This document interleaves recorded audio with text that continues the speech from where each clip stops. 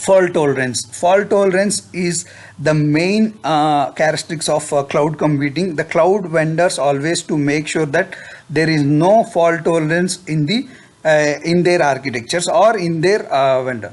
The ability to remain up and running even in the event of a component or service no longer functioning. Imagine some disk is failed at your data center. What will happen? Your business may be impacted. But what cloud vendors will do is they will make sure that this data is replicated in some other server, so that even though if this server is failing, it will get data from the backup server or a replicated server. That's what fault tolerance in cloud computing they will achieve. So for that we have an architecture called regions. Under that there is availability zones. Under that there is data centers which are isolated but they are interconnected to each other. So one data is backed in other, so that you always it will be available to you, even though if there is a failure, it will be available to you always. Typically redundancy is built into cloud service architecture. So if one component fails, a backend component takes its place. That's what we had discussed now. The type of service is said to be a tolerant of faults. So basically what it does mean, even though there is a component failure, from backup it has to recover and give it to you. That's what the fault tolerance means. And the next one is disaster recovery.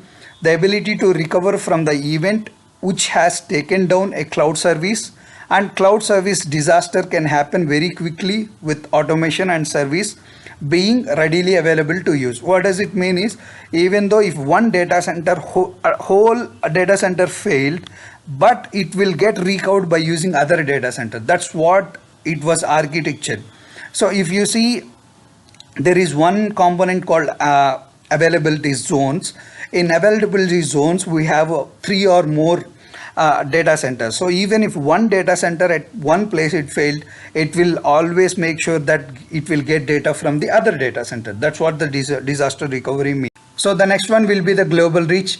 You can able to reach your audience across the globe. So even if you provision your any application over one location, you can have a chance to reach your application to other geographical locations also. This is what the global reach means.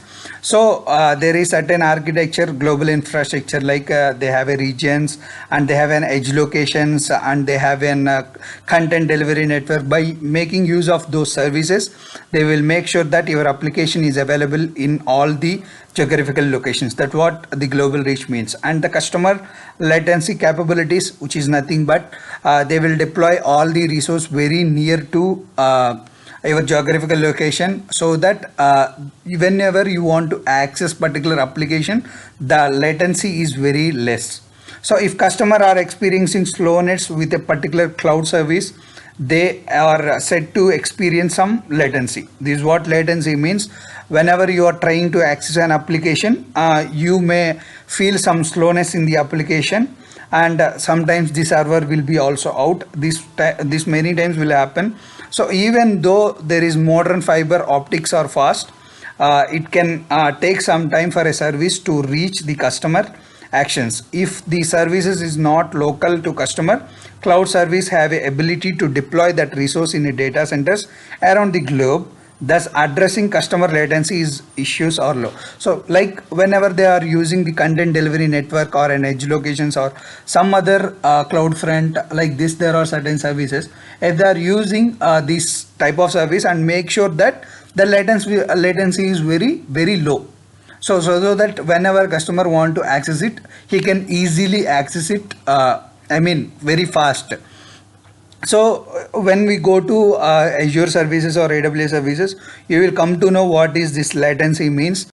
So I tried to give my maximum knowledge what I have, like what is cloud computing and what are the terms that we use in the cloud computing. And this is the Azure portal, and I am referring the material, and what is cloud computing and all they had referred here, and you can see it over here.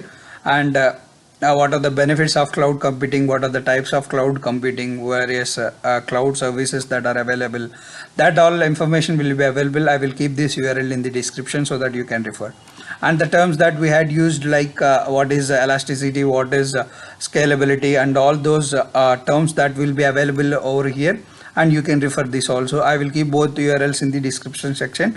I hope it helps you. Thank you.